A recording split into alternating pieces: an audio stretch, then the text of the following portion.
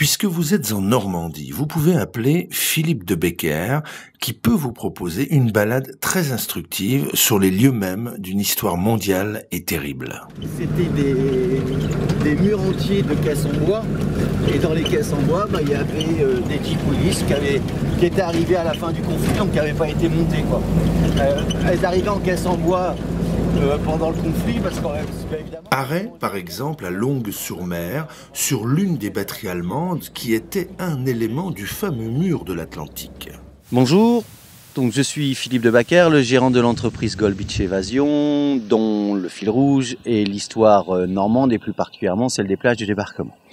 Donc là où nous nous situons, nous sommes au milieu et devant un de ces canons qui constitue une batterie allemande, la fameuse batterie allemande de Longues-sur-Mer, connue parce que les canons sont encore à l'intérieur de ces bunkers.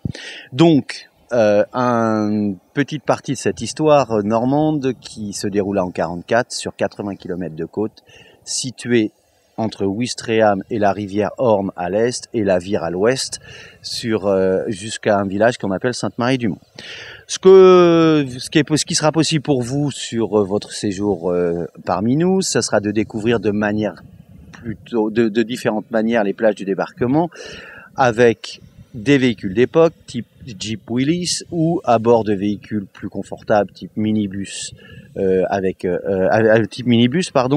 un guide certifié qui vous emmènera à découvrir ces différents sites et qui vous en donnera l'histoire, comme ici la batterie de Longues-sur-Mer vous racontera qui a bâti ces canons, quel était le but de cette batterie et pourquoi les Allemands l'ont construit ici à Longues-sur-Mer.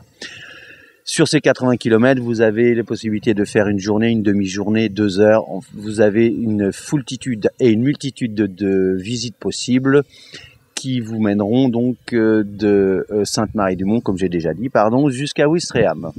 Autre élément de ce mur de l'Atlantique, la batterie de Merville. Elle va être l'une des principales cibles des attaques des Alliés lors du célèbre D-Day. Dans la nuit du 5 au 6 juin 1944, le 9e bataillon des parachutistes anglais va la prendre d'assaut et c'est une incroyable histoire qui se déroule cette nuit-là à Merville. On va vous raconter tout ça sur place. Et puis vous ne pourrez pas louper sur place l'authentique Douglas C-47. C'est le seul appareil de ce type encore présent en Normandie ayant participé au débarquement du 6 juin. Et c'est à Merville-Franceville.